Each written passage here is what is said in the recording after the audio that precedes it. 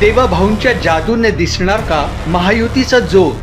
शिंदेची शिवसेनेला ठाकरे बंधू लावणार घोर. राजकारणातून काँग्रेस होणार का नामशेष? साहेबांच्या पक्षाचा दादा करणार का घात?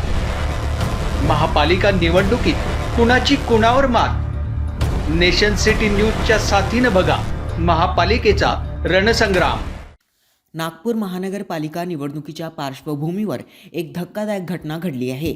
मतदानाच्या आदल्या रात्री उशिरा भाजपचे प्रभाग क्रमांक 11चे उमेदवार भूषण शिंगणे यांच्यावर जीवघेणा हल्ला झाला.